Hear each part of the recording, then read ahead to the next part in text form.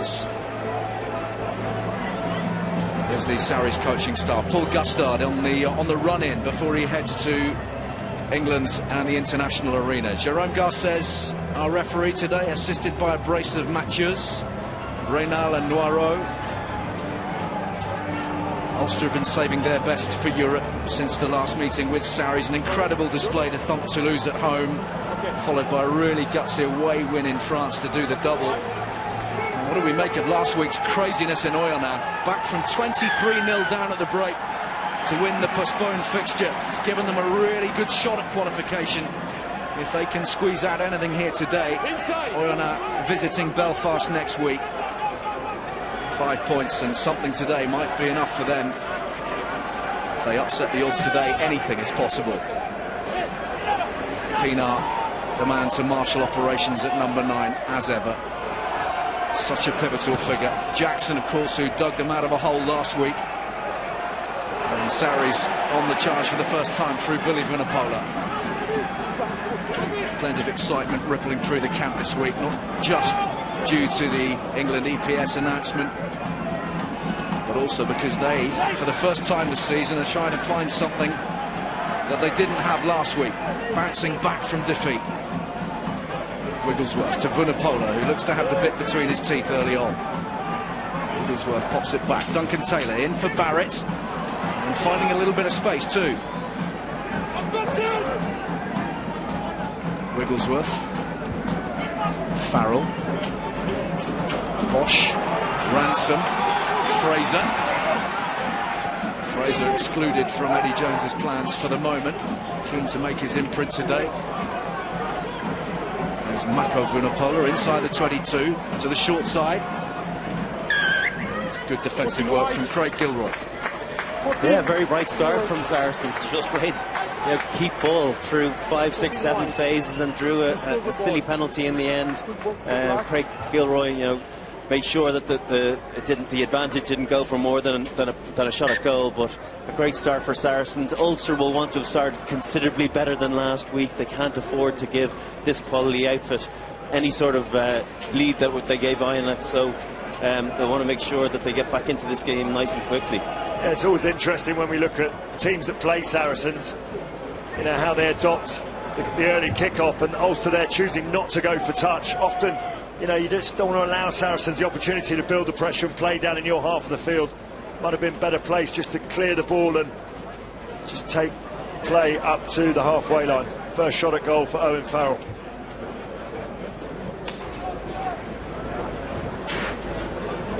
It's a beautiful clear day, not a breath of wind really to speak of.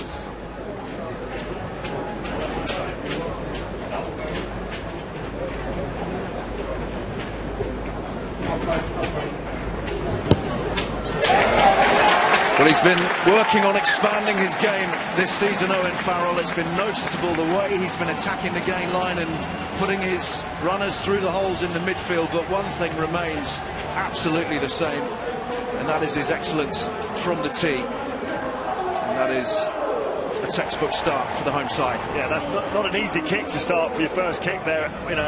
Wrong side for a right-footed kicker and put it straight through the middle of the uprights.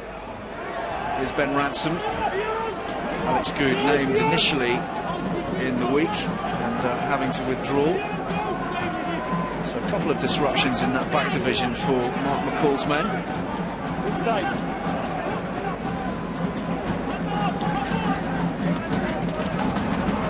The exit strategy, normally very well executed. Trimble hit like a sledgehammer by Fraser, with the ball recycled in Ulster hands. Driving on is Sean Reedy. No Chris Henry for Ulster today. This is Gilroy. Wrapped up by Bosch.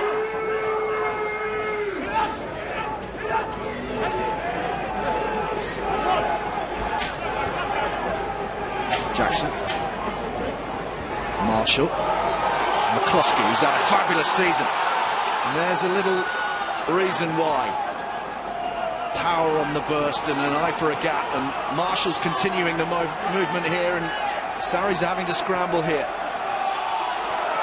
Great little burst from Ulster, driven on by Roger Wilson. Pienaar Jackson. And the pass blocked from Van der Merwe, but still they work it wide. McCall driven to ground just a couple of metres short. Taken on now by Alan O'Connor. Missing down to Ian Henderson, of course, for much of this season. Keeping it alive nicely, though, and here's Payne searching out the space. That's a beautiful little grubber kick through. And the try for Marshall. Saracens stunned. Ulster responding quite magnificently here at Allianz. Well, it's a wonderful break. All came from the outside break from McCloskey. Found the space on the outside. Got in behind Saracens, and after that, look at this. Brian, you'll appreciate this, just straight through the hole, and then trying to look for his support, link up, but it's the speed of the ball that's generated, and after that, Saracens are always scrambling. It's interesting seeing Jared Payne. He's in the 15 jersey, he's had a number of involvements, but get your best players on the pitch, irrespective of what number their jersey is. He's playing at 15, he has that skill set to be able to read what's in front of him. Beautiful kick through for Marshall, and exactly the start we were talking that Ulster needed to get them into this game. A try in each of the legs against Toulouse for Luke Marshall. Jared Payne already beginning to pull the strings. First appearance this season, having been out with injury since the World Cup. And that's magnificent from Jackson. Really, really good from Paddy Jackson, from Luke Marshall, from Ulster. They have the foothold they craved. Well, it's funny, wasn't it? Brian and I were talking about how you get through this blitz defence. Was it inside shoulders? And in the end, it turned out to be round the corner, out wide. They found the space through McCloskey. They just held the inside defence and put the ball in round the back. Really good start, a really good response from Ulster. There's Jared Payne again on the gather. Rich history, of course, in this particular fixture.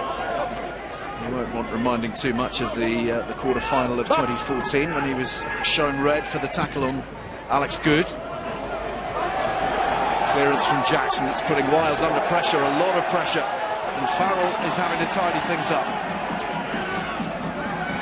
Really good chase from the Ulster defence, and then Sarries knocking it on in contact, falling off the odd tackle. Half the battle is rattling them early on. One thing I've been really impressed with just in the first couple of minutes with Ulster is that you have to be brave against this defence, against this hard-up blitz defence. They're trying to show you a picture where there's nothing on, but if you're brave and you take a few risks, yeah, occasionally you might get caught for the odd intercept, but more often than not, they find themselves in very vulnerable positions, particularly on kick chase. Throw that early pass, and they don't feel as comfortable once the ball is out in the middle of the park. Just a different exit as well from Ulster there, Brian, where they're able to put the kick up on Wiles, but actually get the chase there aggressively hard enough. First time when they first came out their own 22, it was a kick that Wiles was able to run onto that caused the first penalty. Billy Vunipola with the spill, which was at least in part due to the fact that he looked up and saw the figure of Robbie Dyack in his path.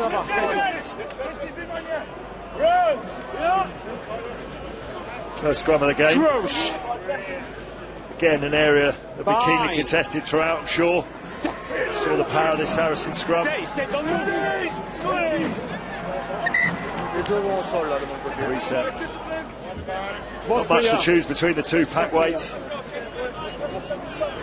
Obviously, Ulster with a number of injuries to their forwards. Bit of rejigging around. Good attitude here, good attitude here. Just having a look there. Saracens definitely using their set piece to their advantage. Not a huge amount to choose between the two. Penalties awarded, just favouring Saracens, but both teams being led out by the hookers. Take personal responsibility for this area. First scrum penalty is Sarries. And it's Vian Herbst who's being singled out, the South African, second season with Ulster. And very much the man, of course, who slotted in to replace John Afoa when he headed off to Gloucester. Yeah, scrum goes down on this side. Went down the first time. Referee gives both sides benefit of the doubt. Just looks like Arnhurst's legs are just a little bit too far away there. Mathieu, c'est tout à fait ça. Penalty goes against him. Another shot at goal for Owen Farrell.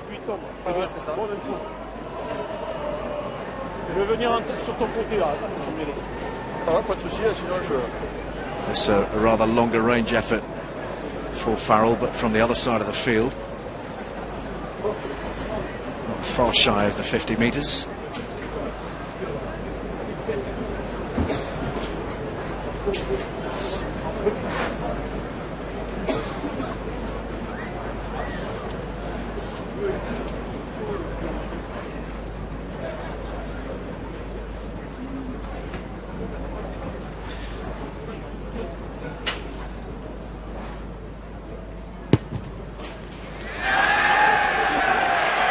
Just swinging by this time.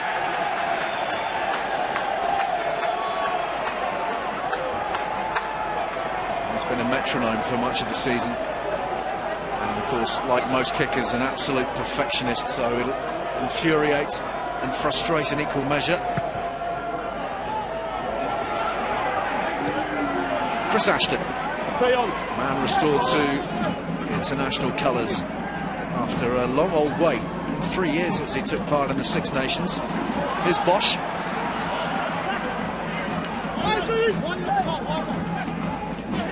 Vunipola.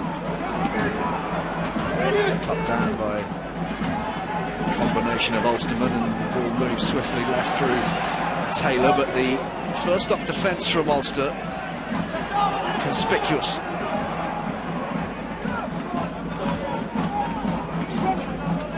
Jamie George. Wigglesworth for Farrell. Toji.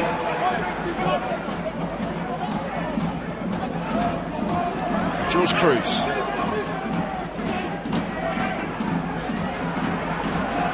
Vunipola stopped early. Ulster just crowding them as they tear up defensively. Billy Vunipola, though, got a little bit of momentum behind him that time. Able to puncture the game line.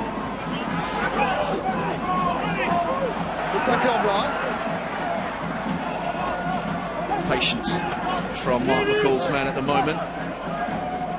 11th phase of possession. Slowly but surely moving into the business area. Chris Wiles wriggling an extra metre or two. Cruz juggling, the ball intercepted. And Gilroy snaffles it for Ulster. And away they come through Payne. Ransom gathers. Taylor. Just wondering, you were pointing there a moment or two ago, Lawrence, whether Payne would have been better off getting a bit of distance on that kick through. Yeah, it's turned out okay for him now, though, hasn't it, as Saracens go for air. Back it comes for Jackson. And Ransom safely across. It's got a little bit too much distance on it for a meaningful Saracens chase, and Pienaar returns in kind. Plenty challenging for this one. First look on wide. And knock forwards from Ulster. Brian, what have you got for us? Just looking back at that McCluskey break initially, we did in the demo beforehand, that third defender lining up at first receiver. But he's got to play, he can't play hard in the blitz defence if you're outnumbered 6 attackers to 3 defenders. Paddy Jackson identifies that and gets it out into the wide spaces. And that's where McCluskey on the 3-on-1 shows and goes and makes a nice line break, and that's what got them in behind the defensive line. Then they're scrambling, and that's where numbers shoot out of the line, and that's where the little beautiful kick from Jared Payne ended up in a lovely 5-pointer. Those are good stats. Absolutely, McCluskey right up there with Jack Knoll in terms of defenders beaten after 4 rounds. He'll be adding to that number after today as well. Bye. Busy old place in the centres, isn't it, for Ulster? Brian, a few high-quality players in there. All of a sudden, you know, people have forgotten about Stuart Olding as well, who was kind of the great white hope and has had a couple of bad shoulder and knee injuries. He hasn't really had a run at it. And then Darren Cave coming back into things. The 2 boys that are out here today, Jared Payne, that plays there, that played there last season then for Ireland. So they certainly have no shortage, and they're going to have to find other spaces on the team for some of these guys. Stuart Olding, we understand, due to play in the A-League next week, which is great news for him and for his club, and who knows, perhaps down the track for Ireland too. He's had a horrible time of it. Use it. Okay. Farrell. He's testing out Gilroy. A good chase from Ashton, but taken in by Payne. Advantage white. Roger Wilson, an old warhorse. No Nick Williams this week. Wilson, of course, long-time servant of both Ulster and Northampton. Jackson putting a bit of width on it. And McCluskey again, breaking through, freeing the arms up nicely just in case. Sorry. Advantage is over now. Big drive from Alan O'Connor. Payne at first receiver. Floats one out wide. Just something I've a word from the referee.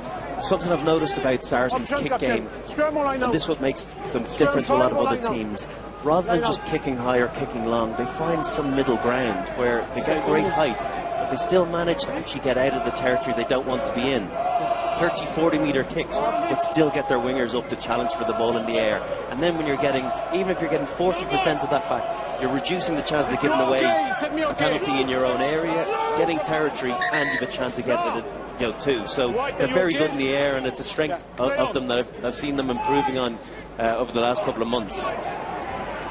This one plucked out of the skies by Rhodes, and Taylor with a meaningful charge, providing that target. And Vunipola, now that was lovely, swiftly out the back to Farrell and Ransom. Trimble showing him the way. The ball, though, kept in field, and quick handling from Jamie George.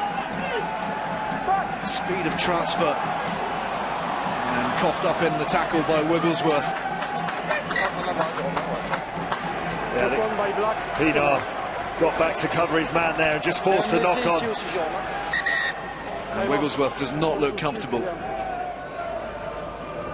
I wonder if that's a shoulder issue. He's holding his arms directly across his body, isn't he? As if to say.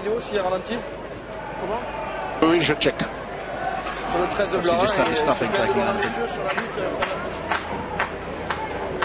Yeah, it's one of the things I guess that can happen on a pitch like this when you have you're running at pace and you hit the surface quite hard. You could just get you hit a point to the shoulder, or if you land on your front, one of your ribs as well. But he looks to be okay. It's like getting a contact from both sides, isn't it? When the ground is as firm as that, and then some of the opposition here are impacting as well. It's going to be a compression. Okay. There is something clear and obvious for you or not? Just having a look whether Luke Marshall's had an infringement. Is there anything obvious to the TMO? The penalty, they did very well initially to drag Ransom into touch. Let's have a look at this again. Oui, d'accord. Seeming like a sort of choke tackle really on Ransom. Look at that. Ashton comes in on his head high. Penalty could go against. Well, it Chris potentially Ashton. may be the hands around the eye area, mightn't it? Yeah, he just grabs him around the neck actually and sort of neck rolls him into touch, which is always going to be dangerous. This from Chris Ashton. It's not really how you want to announce yourself in the England squad, to be honest. Interesting. It was something that they were really hot on in the World Cup. It's okay. This neck rolling out of rucks. We haven't seen a huge amount of it since the World Cup up until now. No more than a penalty. Il prend la tête, pénalité. Yeah, just Gina, penalty, I nothing think. clear and obvious for me about the finger in the eyes, but the player grab the head of the player, so it will be a penalty against Black. Are you agree with me? 14, Black. So Ashton will be penalised, and the pressure for the moment will be relieved by Ulster. It's one of those where you go in to assist your teammates and there's nowhere really to put your hands other than round his neck, which clearly you're not allowed to do, so gives away a penalty.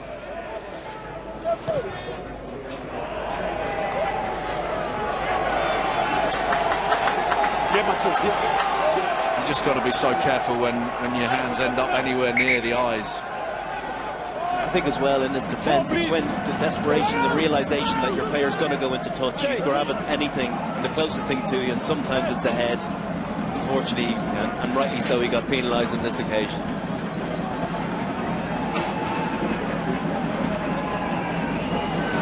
Nothing straight about that from Rory Best, but it's worked out in Saracens' favour, at least in terms of possession, if not territory. They have the advantage from Monsieur Garcés as well. Trimble scored that brilliant try, Kingspan against Toulouse. Jackson. Gilroy. Pressure coming on there from Billy Vunipola. Nicely picked up by Farrell. Taylor. George. Straightening. Ransom. And Jackson, I think the boots touched the touchline. Yeah, it's just, you could see he was in two minds whether to leave it, because it was coming at him at such speed. You almost sort of tricked into playing it, and then it just takes that little cruel bounce that he probably didn't expect on this hard surface, and just as he catches it, the foot goes in a touch. But again, it comes from a line out on the Saracens' 10-metre line, which Ulster lost, and now they find themselves on their own 22 defending a line out.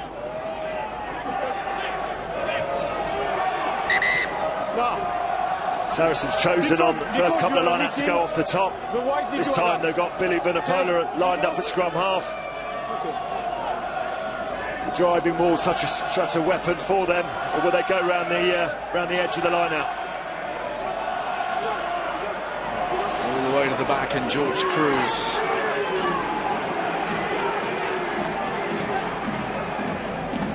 Farrell. Little dig, looking for Ashton, who wasn't terribly happy about being blocked, but we've come back for a penalty against Rory Best. Yes, the ball is formed by 3 or 4 white players. He's penalised He's penalised them for coming in at the side, but if the ball goes over the 15, often it's fair game. Let's have a look at this. See, I think he's caught that, George Cruz, over the 15, and often there is no offside, but if the ball's already formed, then he's penalised them for coming in at the side. I think it's more nearly that the line out is over once it's thrown over the 15. I still think that there is an offside line, provided there is contact made. So maybe he felt that Rory Best was second man into the line out, or into the maul, and as a result came in at an incorrect position.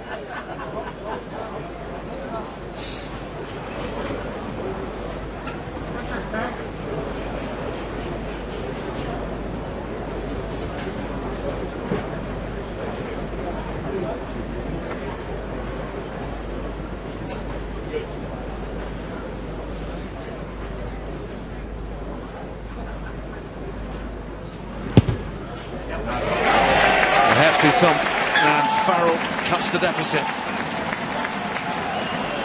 It's the sound of them, isn't it? You could close your eyes and just listen to it, and when it's that thud, you just know that he's hit that really sweet spot.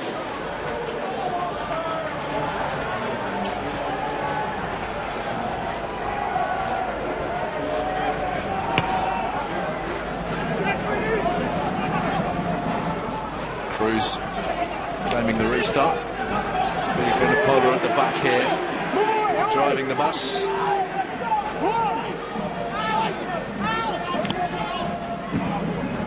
Wigglesworth. Ashton giving chase, and Payne. Well, that was nicely timed by Ashton, waited for his man to hit the deck, and they're holding him up, giving Les Kiss a taste of his own medicine here, but the choke tackle on this occasion doesn't work for Saracens. Ball off the kick. Yeah, directly after the kick.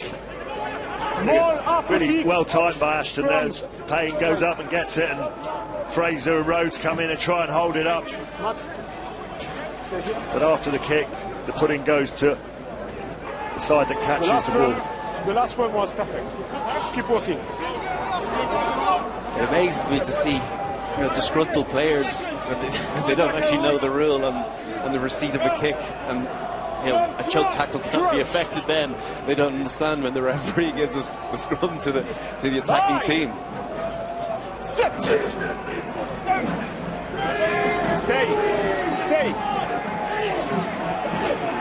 And with an excellent opening against Toulouse. Here's Peanut. Gilroy stuttering his way back infield. Jackson. Van der Merwe.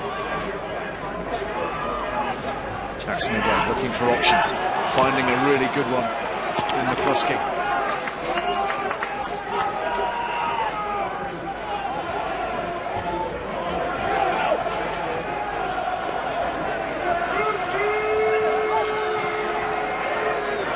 Marshall. And Saracens line speed this time, forcing Ulster back behind the 10-metre line, and then forcing the error from Wilson as well. And they'll get the put in at scrum time. Good example of what Saracens are all about, really, that passage of play. Yeah, you said it, Ali, there. I think 2 or 3 occasions, the line speed, but also, you know, there's no defenders, there's no attackers between Ruan Pinar's pass and the first receiver, so the line speed are able to drift off. There's no one offering that threat that Brian talked about on the inside. So when that happens, it becomes a lot easier for the defenders, because they've got there's no one there holding them, or no one there they've got to think about marking up. So the defensive work, of course, one of the hallmarks of the Saracens game. It's always been marshalled by Paul Gustard in his time at the club. Alex Sanderson will be taking over those duties, slight reshuffling of the jobs. Let's have a word with Alex now. Alex, we were just discussing your job shift, just a little tweak to the coaching arrangement here, but we were also heralding the defensive set there, which forced the error from Ulster. How do you see these opening 20-odd minutes? Ulster are playing better, we think, in recent weeks than what they did the first time round, and you can see that they're really having a go at us today, deep within their own half, which is what we want as a defensive team. We pride ourselves in defence, so if we can keep them in their half and keep our shape and keep our spacings as short there, we can force turnovers, and hopefully we get instant field position as a result. But we've really got to be on our toes today. I mean, Ulster proved how dangerous they were in that first attacking set they had with the grass ball, the grubber they put through for the try that they scored. So, yeah, at the moment, the battle that we expected, hopefully with the territorial advantage we've won in this first 20 minutes, we'll continue to gain some dominance. You mentioned the energy that was just not quite there at the start of the game, particularly against Quins. Are you happy with the energy levels today? Yeah, I think so.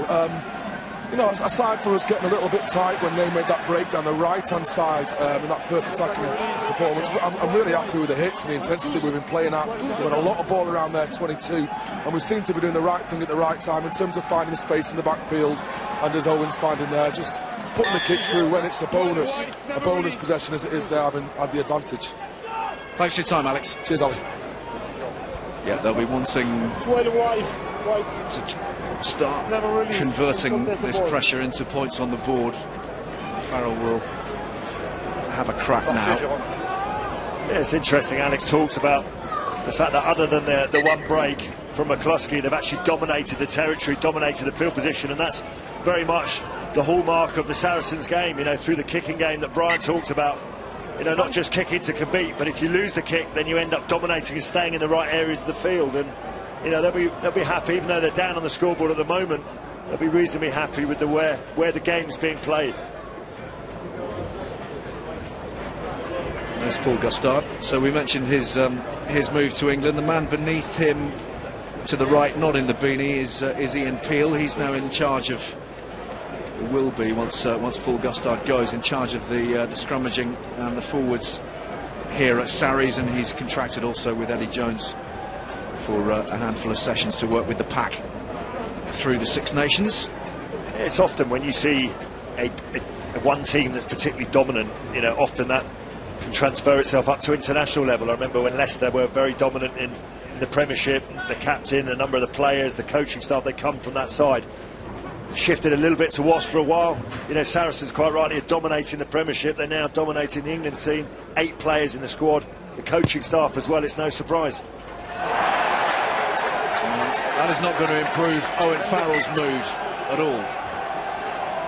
Oh, you're right, he is an absolute perfectionist, and he spends hours and hours out there on his own. And the cameras aren't showing and the cameras aren't rolling. He'd be disappointed to have already missed 2 in the first half. He's a much higher percentage rate than that in his goal kicking. Well, a charge down, at least a partial charge down from the 22 handed Sarries the possession again, but Ulster have snaffled it back. And here's Pienaar. Ransom looking for the options and taking an ambitious one. Just lose a little bit of calm when Alex Good is stationed back there. Sarries. Ransom, of course, learning all the time. The ball is here. Turnover ball for the Ulsterman. Pienaar picking out Wiles, and Farrell gathers on the bounce. And that will do for the moment, taking play up to halfway. Yeah, just the one area that perhaps Alex Sanderson won't be pleased about is that turnover count going against them. 3-zip at the moment. They managed to win the 22 and then gave the ball back to Ulster straight away, and starting to see the breakdown now being really well contested by both sides. So instructions, messages passed between Kyle McCall and the skipper Rory Best, and the line-out ball won through Dyack. McCluskey feeds it onwards to Wilson. Pienaar. Gilroy shut down in those close confines. McCall scored his try last week against Oyonnax, the third of them that put them right back in the mix. Jackson. Ransom. Spilt. And they look to profit here, the visitors. Dyack drives hard inside the 22. Wilson. Van der Merwe.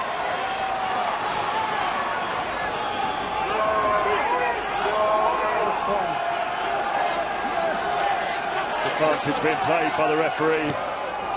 And Pienaar decides to have a crack at the drop goal on the angle, knowing the penalty was theirs. I think it's against Michael Rhodes, is it? Just putting his hands in at the ruck just after it's been formed. The ruck is formed, hand on the ruck. Interested to see what options Paddy Jackson goes for now. Is he thinking the corner? I think he is. Yeah, it's bold. It's great to see. You know, they're not coming here to play second best, or to, you know, maybe get a point, as we mentioned, would, you know, be a great result for them. They're here for the win, and they realise they're going to need to score tries to do that. And I think it reflects the confidence that they, you know, that they find themselves in after 29 minutes. You know, they're winning on the scoreboard. They've been in good nick. They've won 5 of the last 6 in all. And they've been going particularly well away from home as well. The last 3 have been won away from home, but the try this time is going to elude them. Vunipola gobbling up possession, and Wigglesworth preparing to relieve that pressure. Yeah, we talk about unforced errors and taking Saracens on at set piece. You know, we've had a couple of line-outs, one that Ulster lost on the far side of the field. There was one that was underthrown just before that one, and then the one we've just seen now was underthrown, and can't afford that. You know, that's their individual errors. I mean, yes, it's contested in the air by Rhodes, but it's definitely underthrown by Best. They want to get this one right now. Did well, didn't he, just to hook that hand there. Had it in his 2 hands, pull one of them away. It's very difficult to control a ball with one arm. Sarries who profit at line-out time, and this is Ashton trying to worm his way to the 22. Comes Pienaar and stops Wigglesworth from that little excursion.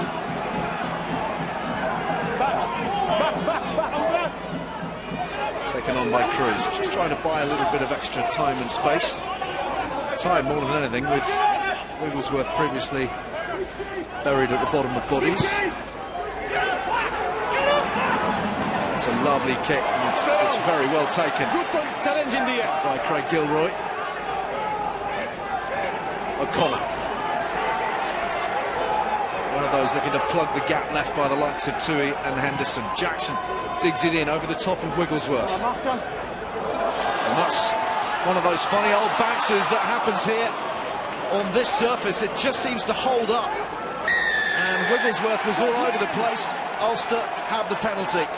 Well, it's a quality kick, back against the grain, went back in behind Wigglesworth, and as you say, that double bounce, he did very well actually to recover himself, but then couldn't get to his feet, and all the Saracens' defence coming from behind the ball, and good pressure from Ulster. You're right, Lawrence, it was a very good kick, but it almost came out of necessity because he looked outside and he's only one man or maybe two men and a full red line chasing up against him, so he had to hook one back over against the grain, and he got one of those fortuitous bounces, put him in a position to be able to knock over another 3 points. Yeah, just thought Richard Wigglesworth just needed to get up off his feet for a split second longer. He sort of dived to ground looking for the floor to help him out, and you just want your player just to hold on his feet for a couple of seconds till the support arrives.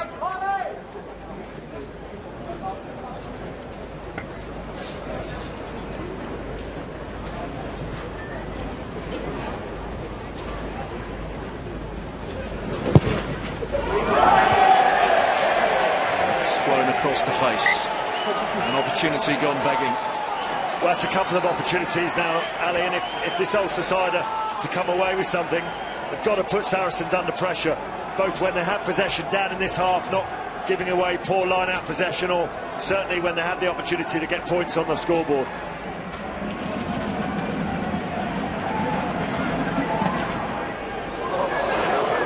A little bit of juggling work from Paul Marshall. Luke, I should say. Paul on the bench covering 9 as usual. Jackson. Jamie George quickly onto him. Right through Van der Merwe. Trimble's out there. He's going to have too much on it.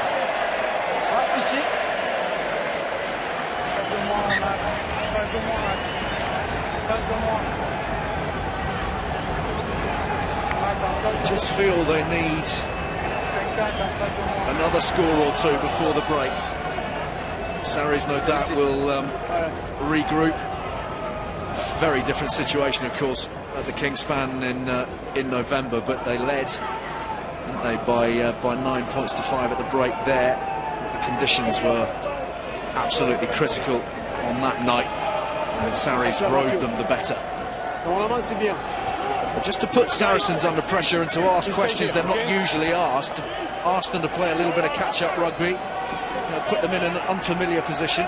Yeah, I don't know the stat, but I'd imagine in most games that, they've won all but one. I'm sure they had the lead in nearly all of them at this stage of the game, and particularly the corresponding fixture back in November. They were very comfortable in the first half and then had a huge win in the second half to score 22 unanswered points. I think the point that naturally the way Saracens play their game, where they very clear and very precise about playing in certain areas of the field, it's not often that you get opportunities down in their half, particularly in the scoring zone. So whenever Ulster do get that, they have to take those points.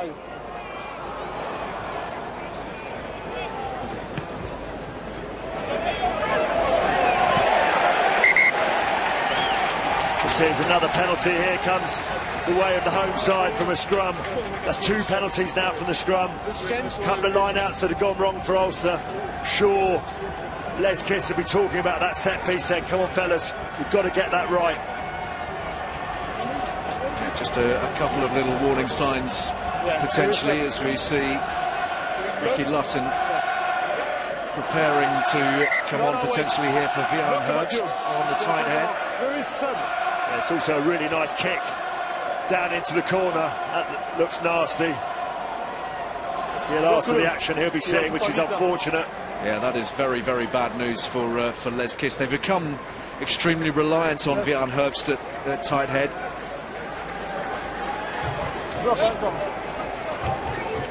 This is where Saracens have made sides pay, when they've been able to soak pressure up at one end of the field, and then a couple of plays later they find themselves now with a line out on the Ulster 5-metre line, and then turn that into something much more meaningful. This is the first real attacking opportunity for this Saracens team. And with half-time nearly upon us, this is the sort of moment they'll be looking to seize, and Cruz has affected part one of the plan. Excellent counter drive though from Ulster. Stemmed that flow quite beautifully. Fraser. Now a little bit of forward motion.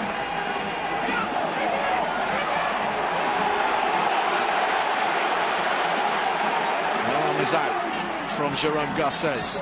Back it comes for Farrell, who goes cross-field looking to pick out Ashton. Plenty of height on it, not quite enough width, and Payne arguably bumping off Ashton just before the challenge.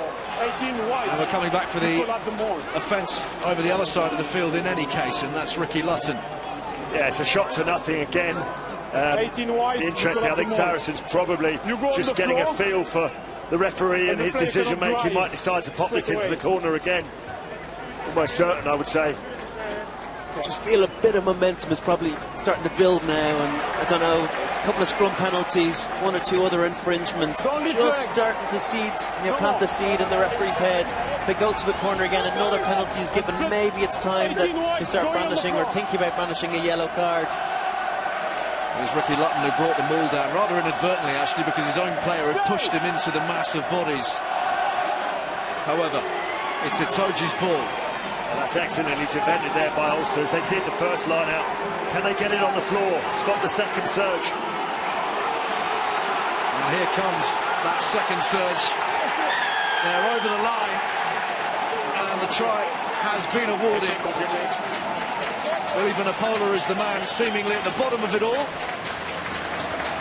Yeah, Maro Itoje's fist pumping. He was the guy that collected the line out initially, and I thought Ulster had done brilliantly well. You know, they'd angled their defence, they pushed it back towards the touchline, but you've got to get it on, the floor. They weren't able to do that, and of course Saracens then regroup. And the problem is that Ulster had committed quite a few men already to the floor. Look at that, they managed to hold it up. All those Ulster defenders are on the floor, and then Saracens just shear it round the corner, and Ulster have taken most of their defence, only got 2 or 3 guys, and that's never going to stop the power of that Saracens driving wall. Really good work. Everyone playing their part, holding it up, and Vunipola gets in over the line. He's building up quite a bank of scoring evidence. 6 tries now in the last 12 outings for Billy Vunipola. He's had a look at that chap down at Exeter, Waldrum. So he's getting too many tries for my liking. I need to get on the end of some of these driving mauls. Normally it's Jamie George, to be fair, but he's playing his part, and not only been named in the squad, but he's in really good form.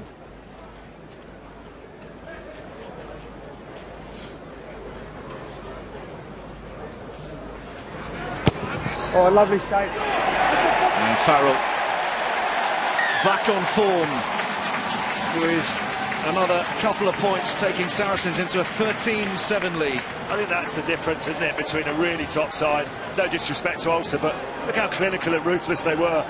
Rory Best has a line out on the 5-metre line. They're not able to find the jumper, and they get repelled. Saracens up the other end, hit the man, not the first time, second time, 7 points. No, it's away, wait. And again, the timing of it key as well, isn't it? With half-time almost upon us. Real message. It will take a little bit of the wind out of the Ulster sails. They've had their opportunities. They will know that they are more than capable of fashioning further ones. Trimble. Rather caught in 2 minds, and then caught ultimately by Farrell. Just a momentary hesitation. Pienaar. Tackle away. Right, you get a sense from this referee that if you hold on to the ball, he's not afraid to penalise either side. You know, he's very quick to put the arm up at the breakdown or if a maul's pulled down. Hold on as we see the ball put out now. And that's half-time. So the Billy Vunipola score, absolutely key. Ulster starting really brightly. Luke Marshall with that early touchdown. And the Kickers have had a rather mixed afternoon, but it is very much in the balance of the break here at Allianz. 13 points to 7, Saracens lead. That will kickstart the Six Nations campaign. February the 6th. Arawatoji, one of those who may feature. So 40 minutes for Saracens to try to book a home quarter-final, qualifying top of Pool 1. And here's the try scorer, Billy Vunipola, who looks really energised today. And has, as ever, got through an awful lot of work. Farrell on the front foot, thundering it in the direction of Jared Payne. Payne has come up with a fabulous touch finder. That is quality. That's a beauty. He's got most of his forwards who were defending Billy Vunipola's run there out of trouble. It was, but do you know what? Sometimes Owen Farrell's over enthusiastic. He loves chasing his own kicks. More often than not, kicker stays back in the pocket. As a result, he kicked in. There was a bit of confusion. Wigglesworth, I think it was, had to scamper across, and it was too late by the time the kick went in. Just shows sometimes less is more, Owen. You know, that enthusiasm to work hard and defend doesn't always pay. Cruz with the line-out ball. Wigglesworth goes high. Again, a good challenge. Knocked forwards by Ulster. A possibility of a counter-attack, but Ransom puts boot to ball again. Payne from a very similar position. Good chase on here from Trimble. He's disrupted things sufficiently to gain possession of the ball, and Pienaar looks to open things up.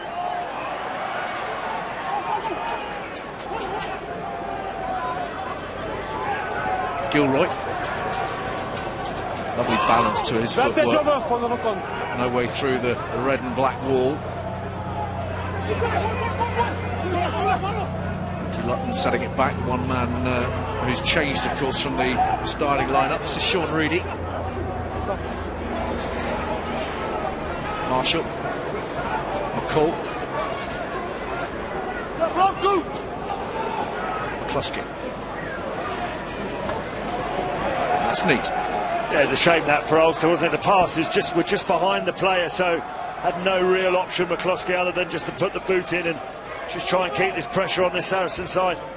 One other way of trying to split that Saracens line speed or cut it down a little bit is trying to get into the middle of the field and make sure that they're able to defend, or they have to defend both sides of the park. They can't get huge line speed from numbers 6, 7, 8 together, but they only get 2 and 3 together, or 4 maybe. You can't actually force it as much.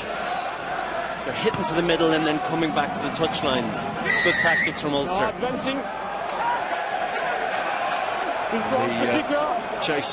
The chasing runners in front of the kicker and advancing in front of the kicker as they headed upfield.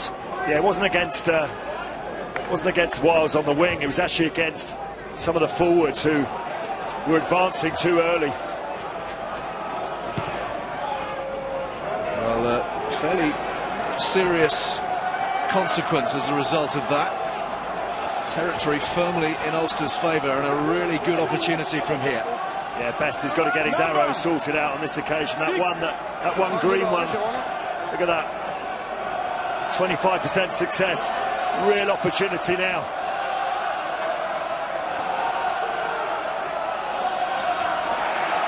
Finds his man this time.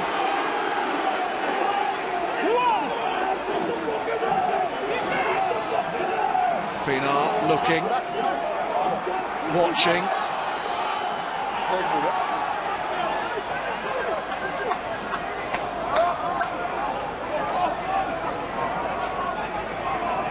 Jackson, crossfield. And a brilliant take from Ransom. That is magnificent.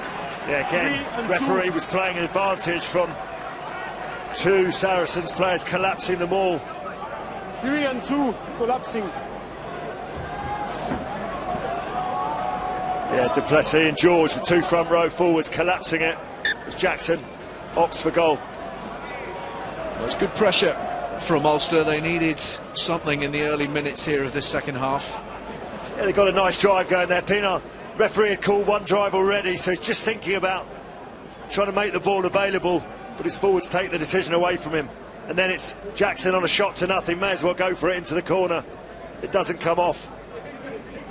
It's that fine line, Lawrence, as to, from a back's perspective, you want maul ball that is going forward before it dies, but at the same time, that coastal line, you realise you have to leave your pack at it. For me, I kind of wish that on those freebie opportunities that players kept the ball in hand a small bit more. There's an awful lot of that 50-50 kicking across one-on-one, but you know what, even to dummy one of those and keep it in hand and look for a loose offload rather than going for the lotto shot. So 3 more from Paddy Jackson draws Ulster nice and close. 13 points to 10. Let's talk to Ulster's assistant coach Joe Barakat. Joe, thank you for joining us. You'd be delighted to get some points on the board early in this second half. You needed those, didn't you? Oh, look, we spoke about that at half-time. We probably needed to be first to score. We've had some good opportunities in the first half, but we haven't really taken advantage of them. So getting on the board early and trying to reduce some of our errors is a real focus for this second half. What particular areas have you been concerned by? We've obviously seen a line-out or two go awry. Yeah, look, some of our set piece obviously is an area that we could have been launching from that has went a bit awry. But look, it's just generally also our decision making with the ball, playing a little bit too much in our own half and running into brick walls. We've got to be a little bit smarter, making our one-on-one tackles. Thanks for your time, Joe. No, pleasure. Thank you. Zary's pressing here, and Ashton hit hard in the tackle. That is excellent defensive work from Luke Marshall. And turned over by Marshall as well. He's hit him and dislodged the ball. Pienaar lets fly. Gives everybody a little bit of light relief. There are 1 or 2 scuffles breaking out subsequent to that breakdown. Nothing of great consequence by the looks of things. Here goes Bosch. Mako Vunipola. Clear out from his brother. Farrell. Pienaar with no angle. Ashton. Ransom to slither through the tackle of Reedy and then driven on by a bevy of his forwards. Series get the benefit of the whistle. Trying to strip the ball whilst lying prone. Yeah, Ricky Lutton had actually made the tackle, I think, or had been part of the tackle, and as Ben Ransom's going to ground, he just sort of used his arm to rip the ball free. Got away with one of those in the first half, did Ulster, but not under the nose of Jerome Garces. Just look at this. Ben Ransom just comes in there. It's a mixture, isn't it, of O'Connor and Lutton, but it's Lutton that just rips the ball away. And again, disappointing, having got that early 3 points. Relatively simple reply for Owen Farrell. This was terrific from Luke Marshall. Ashton given absolutely nowhere to go and to snaffle possession of the ball as well. Yeah, he just gets man and ball, doesn't he? And just get... That's proper burglary. Yeah, driven back. And often when you hit the floor here, you've got to look after that ball.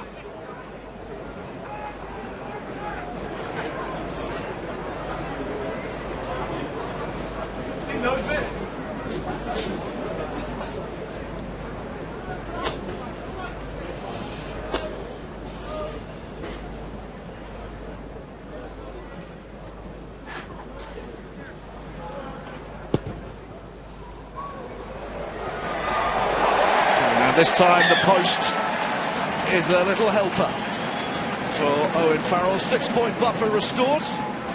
Brian, what have you been spotting? Just Jerome Garces had a reasonable game, but he's been way off in this one. Two Sarries players are about 2 yards off, and just the culminated pressure actually led to that penalty. So he needs to keep his eyes open, because some of the Ulster players were even roaring how offside they were. Vunipola.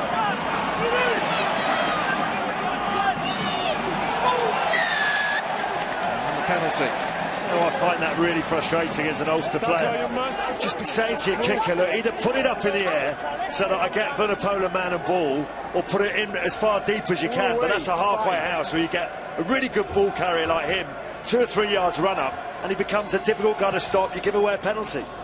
It's actually not dissimilar to the restart for the second half as well. It looked as though it was a wounded duck, you know, the one that Paddy Jackson kicked off to start the second half. He hasn't had accuracy with 2 of the 3 drop-offs now, so he needs to really just look at that now next time out. Just dictates where Saracens get to play the next 5 minutes of the game, which is going to be in Ulster's half. Franco van der Merwe pinned at the bottom. Beautiful pass. Taylor picking that up nicely. Jamie George. There's the turn of pace we saw in the Premiership final last season. Farrell. Ransom. Lovely show from Ransom. He's keeping Ulster's defence honest, and the white wall spread across the field now. Fraser. Wigglesworth. Farrell. Real bite to these exchanges now. Mike Rhodes drives it onwards. Maka Vunipola. Taylor and Itoje in there to help him out. Billy Vunipola. Stopped there by O'Connor. Farrell goes wide. Fraser. Farrell again, probing.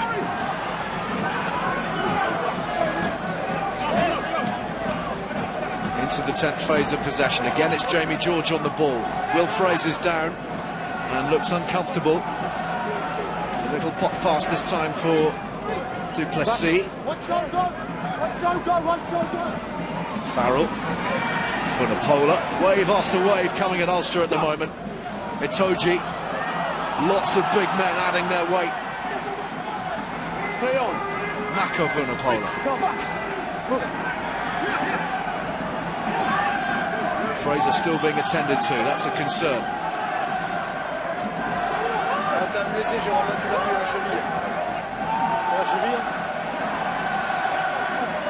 Itoje.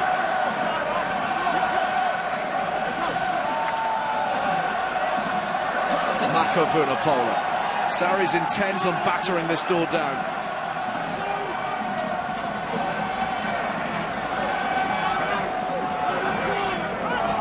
20th phase coming up, and the ball finding its way to Ashton.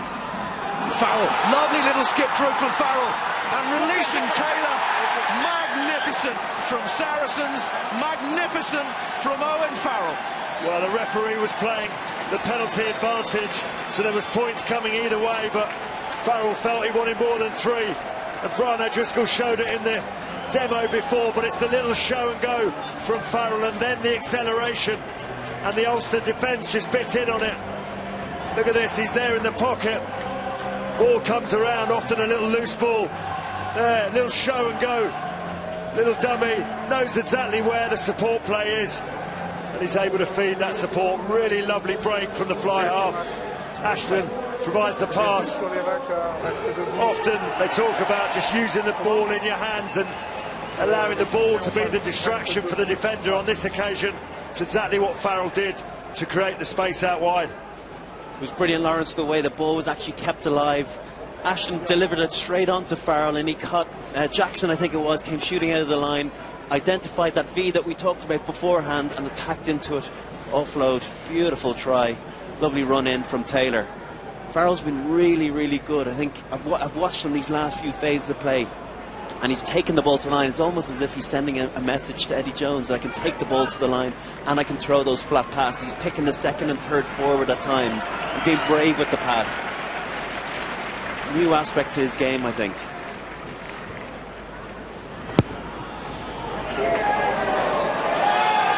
Not quite able to add the gloss this time, but that an indicator of what Brian was talking about, the way he's now taking the responsibility and threatening the game line himself. It's a new element to Owen Farrell, and England will need both his mastery of that and George Ford's to profit.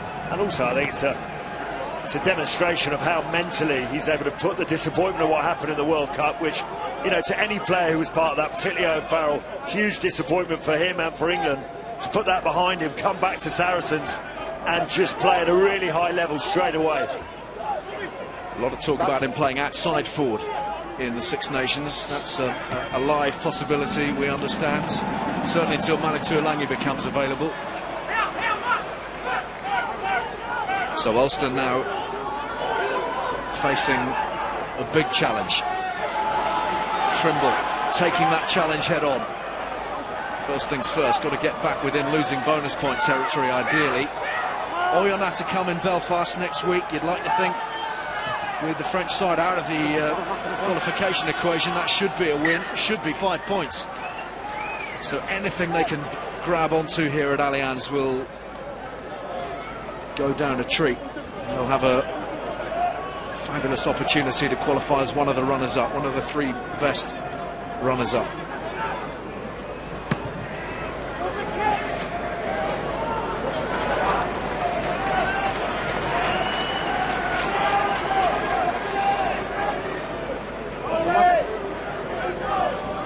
Jamie George, captain today, as he was last week. No Brad Barrett. Al Hargreaves, of course, out of the equation as well at the moment. So really enjoying that responsibility. Learned so much, of course, under the tutelage of the likes of Schalk Brits and John Smith. And still an incredibly young guy, too.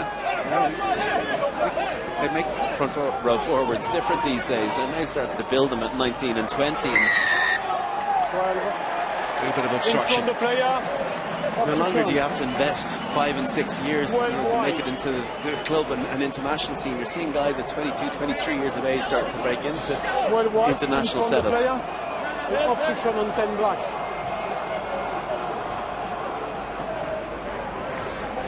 Yeah, penalties just going against Ulster now. Had a bit of success with the passes out the back, trying to get round the corner of this Saracens defence, but on that occasion they just didn't get the timing right of the pass and the block. Right. Yeah, just having a quick look at the try again. Ashton, you know, he always remains busy, he always remains active, and he identifies, get the ball to Farrell nice and early. And as we said, Jackson just played a bit too high. Farrell identified that, went through the space, and again, his quality of passing has nearly been as good as his kicking. Maybe not so much his place kicking today, but the quality of his kicking. So a real all-round performance from Farrell so far today. So a couple of changes in the front row, just as we were singing Jamie George's praises. McCluskey getting the ball away, Marshall, Gilroy, Brits and Figalo, the men on at hooker and tight head for Saracens now.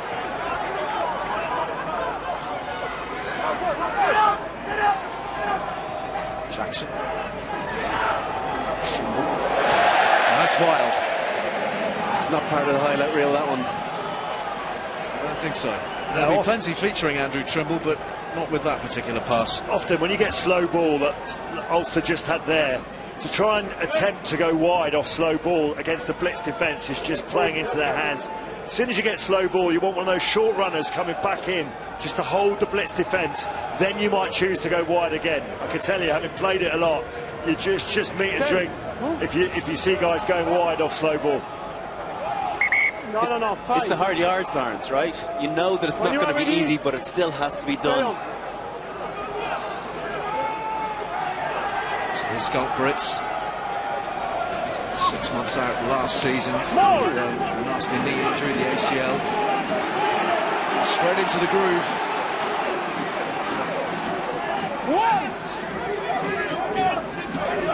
Yet again, Vunipola is poised. And Ulster splintering left, right and centre. The advantage is for the home side. Bigglesworth breaks. Wiles, really strong.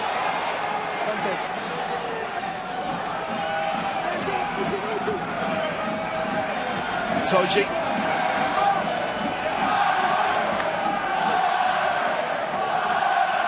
Another little surge. Sarri's looking for try number 3. Just half a metre. Brits. Toji. it is. Well, you felt it was coming. They've been turning the screw, squeezing Ulster since the break, and Maru Itoje claims try number 3. Yeah, Ali, I just love the switch that they flick. As soon as they get into that attacking zone, just becomes so much more clinical. That started with a line out on the 22, or even earlier than that, and just the pace of the drive. Look at this, Vunipola in the guard there, and then they just pick up speed, and then their patience, they're prepared to go through the phases. As this ball comes down, they go through the phases, they go one way, then the other. Wiles gets close to the line, and then the forwards take over. I think it's Brits initially. The forwards don't quite latch on to him. Rhodes there, and then simple Itoje says, when you got arms my size, my length, let me take over. A nice way to celebrate his England call-up. Just 21, and really big things expected of him. He is some unit already. He was asleep when Eddie Jones called him to say he wanted him in the squad. Well, I'll tell you what, when he's awake, he makes pretty good use of himself, doesn't he? It's just so at ease at the age, as Brian says about hookers, well, flankers at 21, just scored a European try today, you know, 21 years of age. I'm sure I got to play in Europe at that age. Saved some of his very best rugby for Europe, hasn't he, already, in his short career? He has, and I was reading an article today in the Times on him.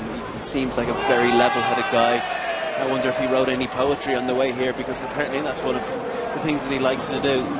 He just seems to be of a different mould of the new breed coming through. Very relaxed, very calm, you know, saying all the right things. Has huge confidence, but not arrogance. I think that's the important thing. One of the qualities that Eddie Jones is really going to look for in the future, and definitely looks as though he's potentially an England future captain. Your old mate Richard Hill spent a good deal of time with him, wasn't he? Well, there's nothing but good things to say about his development. Well, if any of that's rubbed off on him, then he's got a bright future, because Richard Hill was some player. Non, c'est bon, je.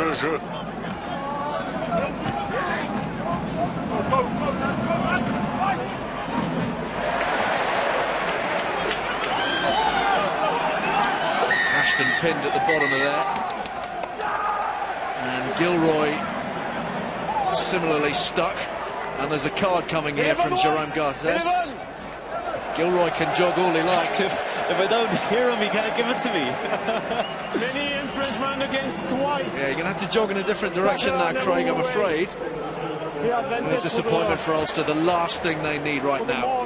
That came from another magnificent box kick. I'll tell you what, Richard Wigglesworth, you know, he mightn't be included in the latest England squad. It's just gone with 2 scrum halves, but let me tell you, his box kicking today has been absolutely special.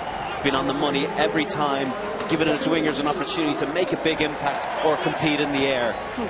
A real asset to this Saracens team. They're just very clear about the direction of travel. Every time they get a kick-off, as you say, they've got the box kicking, and it doesn't change. Even when Wigglesworth goes off and the cock comes on, he's got that ability to do exactly the same. And as Mark Mapletov said before kick-off, you've got to diffuse the aerial bomb, and unfortunately this Ulster side have gone the same way as so many other sides that have played Saracens. They haven't been able to do that. Changes at hooker and at fly half. Rob Herring on for Ulster, replacing the skipper Rory Best. Ian Humphreys on for Paddy Jackson, and Charlie Hodgson's onto the field as well. Ben Ransom has gone off for Saracens. It's looking like Hodgson's at 10, Farrell at 12. Taylor perhaps at fullback, but in the meantime, here's Brits skipping towards the try line, looking for the bonus point and finding it too. How often do we see that? The scampering feet of Scott Brits, wreathed in smiles yet again. And Saracens have the bonus point. 4th time they've managed that in their 5 European outings this season. There we go. Started with Brits and ultimately finished with Brits. It goes in there, and it's just the sheer power, isn't it? It comes out the back, just rolls it round there. And there's holes starting to open up in this Ulster defence. Gets pulled down about 3 yards from the line, but he's got the sense just to keep on rolling. He's not held, so he's well within his rights to do that. Look at that, just keeps on rolling and dots the ball down over the line. Picked up the bonus point, and they just can't stop scoring, this Saracens team. The last Atoji try was selfless. He made sure that, he realised he wasn't getting to the line, put the ball back, quick delivery for Atoji. That time he said, no, I'll have one, please.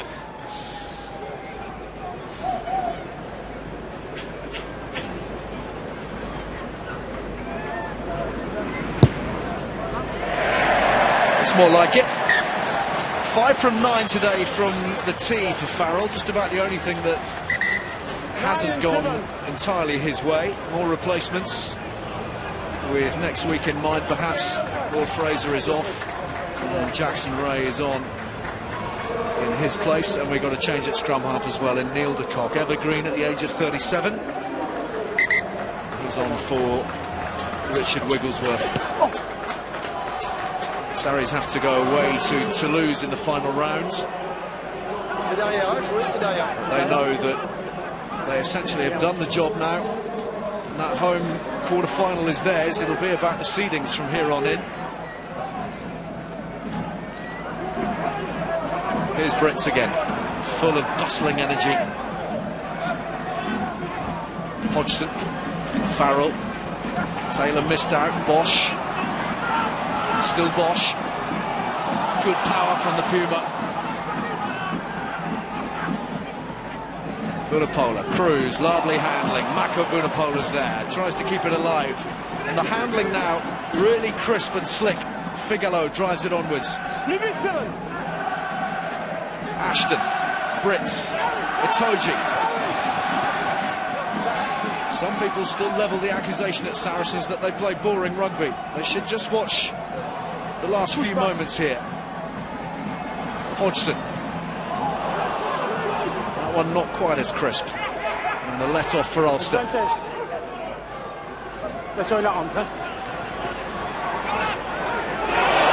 Ouch. Welcome to the afternoon, Ian Humphreys. Payne taking it on, freeing up some space. The pass needed to go to hand though. Yeah, Matthew. Delivery knock on by 4 white.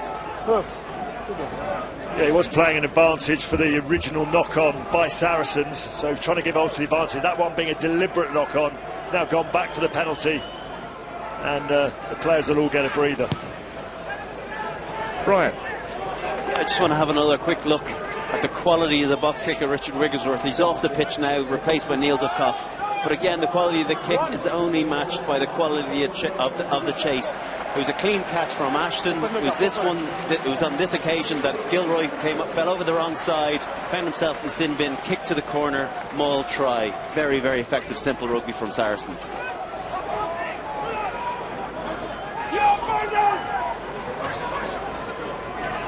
Pienaar. Payne. Blocked by Toji, who will gather it himself. All the skills. Knew where the touchline was as well, immediately came in field. Excellent play. De Kock. Hodgson. Last season for him after 16 top flight years. Pienaar gets rid very, very effectively. Time running out though.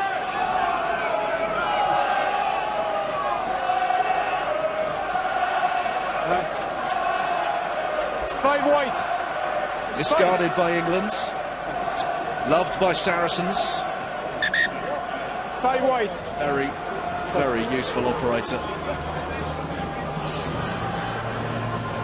Clive Ross coming onto the field for Franco van der Merwe. Just feel as well with the replacements that Saracens have made, just because of the quality of the strength and depth they've got. It's real energy that's come onto the field. You know, this Ulster team, it's 33-10. You know, 13 and a half minutes left in the game. There's that energy that's come off. Interestingly as well, with Hodgson going to 10. You mentioned Ali Owen Farrell. Maybe Eddie Jones be tempted to play him at 12. That's where he's playing now for the next 13 or so minutes. Be interested to see what effect that has on the game. So lots more rugby across BT Sport this weekend. At the moment on BT Sport 2, Oyonnax against Toulouse. Oyonnax with a relatively healthy lead at the moment. Leicester against Treviso this evening. Manu Tuolangi is starting for the Tigers. And then tomorrow, more good stuff. Toulon against Wasps, Saints against Glasgow, all the highlights from 7:30. Sarri's looking to build again. Use it! Ashton.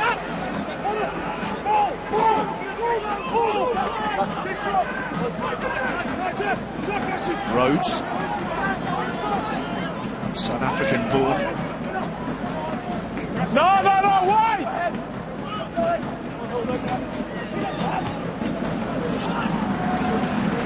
Payne underneath it. And immediately hit and driven 7 or 8 metres back. Good work from Ashton. That's one of the elements he's worked particularly hard on. The kick chase, the aerial game. I know it's difficult, but you must. Yeah, referee does well there. Just a hint that a couple of the chasers there were in front of de Kock when he kicked the ball. Might not be the first time this Yeah, afternoon. well, I tell you what, for a team that kicks a lot, you'd be in the referee's ear before, during and after the game, just making sure, actually, that the kicks aren't as effective because all the chasers are in front. And do you know why I think they get away with it? It's because they do it in numbers. When you send one guy's out of the line, looks as though, you know, he's a lone wolf. Easier to spot. Exactly. When you've got 3 and 4, you know, even if they are a yard offside, the referee looks, they're all in a line together. Nah, they must be onside. Safety in numbers. It's the Wolfpack, it's the way they hunt. That's the pool as it stands. Sarries, as we are at the moment, securing a home quarter-final in the Champions Cup. Well, not only are they unbeaten in Europe, but they've really shown their best form with the amount of bonus points they've picked up in the games too. Yep, only Toulouse here have denied them a bonus point. And physicality like that in defence from Mike Rhodes is one of the reasons. Wilson. Little delay on the pass from Humphreys, and Trimble has skipped free. Ashton just about doing enough to get in the way. And the ball been tipped forwards by Ulster, so Sarries with the advantage here. Farrell. Bosch in space. Man outside him, men inside him. Can't find any of them. Ashton was the man tracking on the inside. He surely was the man for the job there. Attention au sol, Mathieu, il y a un dos au sol. Humphreys. Taylor.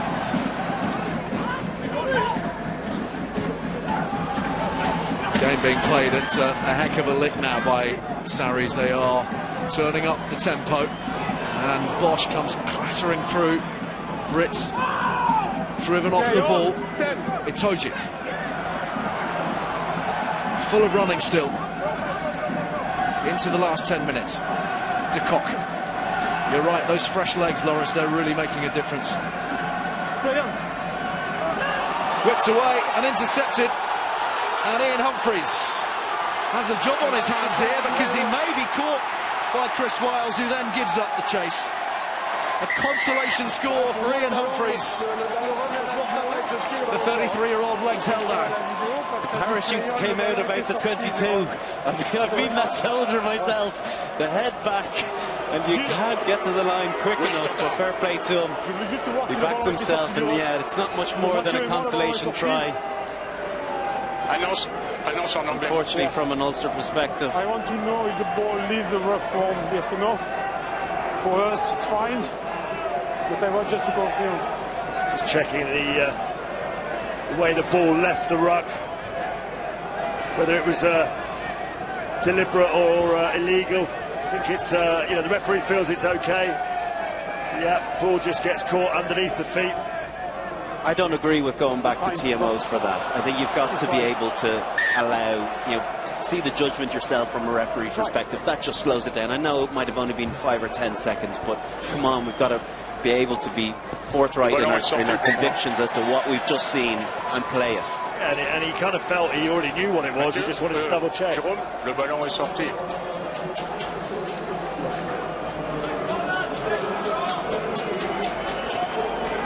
So Ian Humphreys touches down for Ulster's second. And they've still got plenty of work to do to get back to within losing bonus point range as the cavalry arrive. I suppose in the context of this group, you know, Saracens we've talked about, but Ulster, a losing bonus point does have some significance for them. I mean, you know, for them, there's you know, they want to keep playing. They probably didn't expect to get that try, but if they were to get another try and convert it and lead with a point, it makes their qualification and where they might qualify all that much easier. Yeah, could prove absolutely key. On 13 points at the moment in the pool, and hoping for the full 5 against Oyonnax next week at the Kingspan.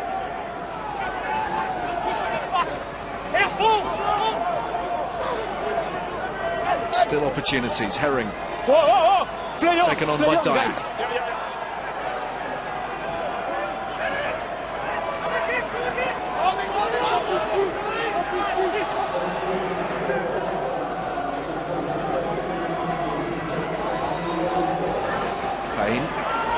McCluskey, good strength, attempting a little bit of juggling wizardry. Don't know if that's the time to be attempting it. To be honest with you, I think we went to see that it was on, it wasn't, and then he'd gone too far and he lost control. He was trying to hang on to it in the last second. This guy's a talent, though, I have to say. I wasn't sure at the beginning, but he has really come good the last while for Ulster. Really stepped up to the plate in the absence of those centres we mentioned earlier. Did he get a sniff of the Ireland squad? You'd have to think he's in the hunt. He'll definitely get in the squad, I would imagine. It just depends on the combinations. You know, both Jared Payne just coming back from injury. Robbie Henshaw is out injured at the moment. So if you're picking form centres, pretty difficult to see a guy that's in better form than this fella. Maybe Luke Fitzgerald might have a say. You know, he's got history in the centre for Ireland too. But this guy has been on fire this year. Stay, don't move. Andy Farrell, of course, part of the Ireland coaching setup now as defence coach. Once of Sarries. Going to teach us all how we do a job on its own. That is going to be one interesting coaching dynamic.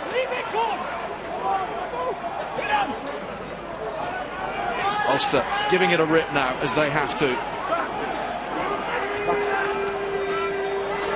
Payne. Wiles read that a long way off. De Kock.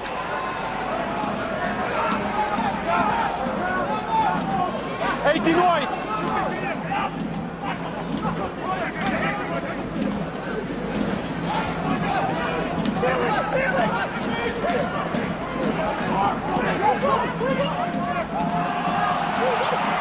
And the advantage with Sarries as Ulster come from the side, and here is Brits. Little jink and the offload. Rhodes is in there. Decent counter-rucking initially from Ulster. Back for the penalty. Rob Herring. Beautiful little offload, wasn't it, from Brits? He just took that outside pass from Farrell, and to say Farrell's distribution has impressed me today with the longer passing range, but then little jink off the feet and gets his arm in and round and 1 and 4 forces the offload that just gets him in behind the Ulster defence. Love to see Brits playing in the centres. Do a hell of a job for you, I think. I'm sure Jamie George would like to see him in the centres a bit more often as well. Look at that, really, really nice, and finds Michael Rhodes. Michael Rhodes has been one of those players that has quickly become a favourite here, hasn't he? Seems to be featuring on the team sheet when they make a few changes. They sort of build the back row around him. Really like the look of him. Yeah, he's keeping some good players out as well in Kelly Brown, Jackson Ray, the hard man signed from the Stormers. Showed up actually in one of those challenge matches they had when Saracens hosted the Stormers, or the Western Provinces they were when they arrived here.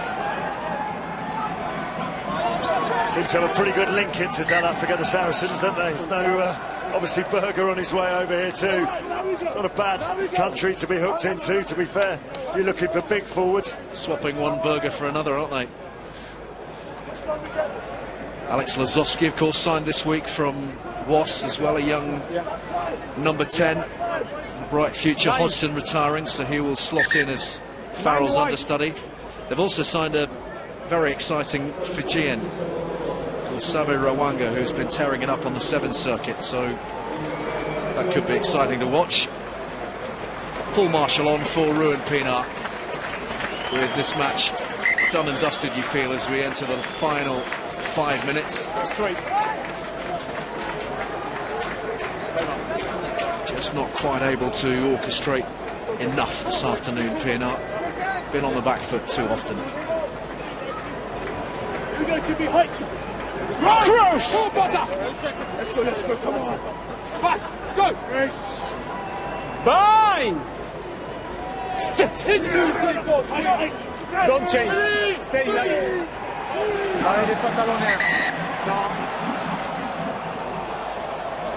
That one straight out of the tunnel. The ball stay outside the scrum right. Good attitude. Good. Bet, Morgan. But that is fine.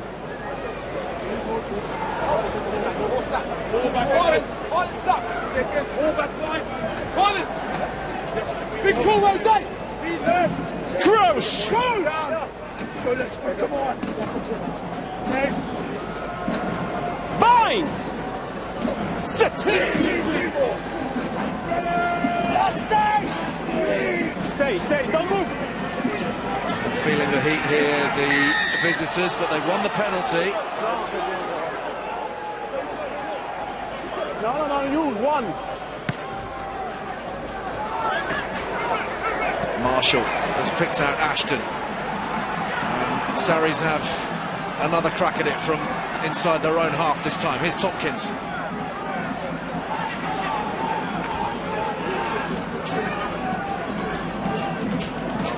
Polar. Hodgson. Brits. Backwards. Sure Rhodes was ready for that. Another intercept for Humphreys. And away goes Scholes. And Taylor's back.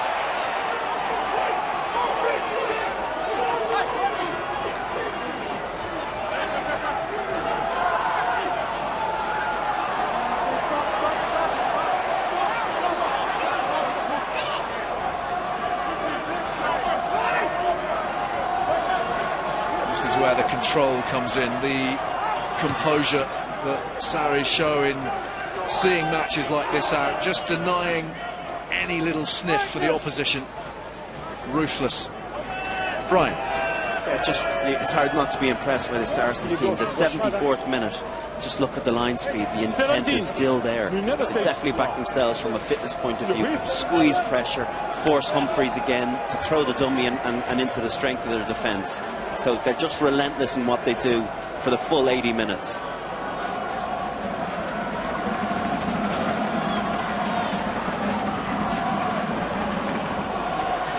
Playing by Stevenson this time. Here's Humphreys. Short ball for McCluskey. That was good.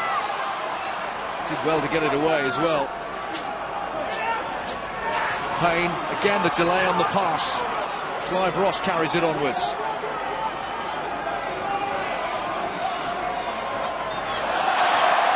Shane. Advantage. Over the top from Saracens. Little tip on from Ashton to Taylor.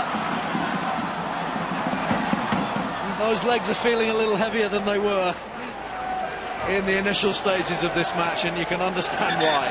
Brian, who's your man of the match? It's no great surprise. It's a man in black and red today. You know, from an Ulster perspective, a couple of reasonable performances from that man McCluskey. Jared Payne, a good performance. You know, haven't been out for a long time, but you know, littered. There were great performances in that Saracens pack. Billy Vunipola had a great game, but particularly for me in the back line, Owen Farrell controlled things brilliantly at 10. He moved into 12, where he wants to show the England coach he can play there too. So for me, today's Heineken man of the match is Owen Farrell. Perfectly timed with the Six Nations on the horizon, the new England boss in the stands, and Sarries tearing it up here at Allianz Park. Tompkins carries it hard towards the 22. Red form, leave it white! The key absentees as well today in Alex Good and Brad Barrett. They haven't missed a beat. Barrington, Ashton. He'll be disappointed not to be on the score sheet today.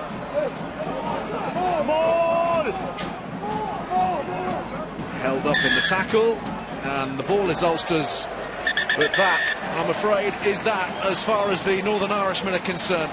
Saracens galloping into the quarter-finals and bagging a home tie in the last 8. A bonus point win, their 4th of the campaign. Looking every inch. Potential winners. Maybe at the moment the best team in Europe. Chasing the big prize, of course, the one that's proved so elusive. Premiership champions, yes, but it is Europe they are after now. Comfortable victory. Tries from Bunivanapola, from Taylor, Itoje and from Brits. It's that second half blast that really just did for Ulster. Yeah, just very consistent, aren't they? They are playing some of the best rugby across Europe, and no great surprise that they are the first team in this competition to announce themselves as home quarter-finalists with the amount of points they've got with 1 game to spare. Still, no one could quite find the answers to how to unlock them in Europe. Very, very impressive, and the red and black machine marches on. Some great individual performances as well, especially from those players who got picked by Eddie Jones in the squad, the likes of Maro Itoje, Jamie George and co. Really, really good performance and a good bounce back after last week.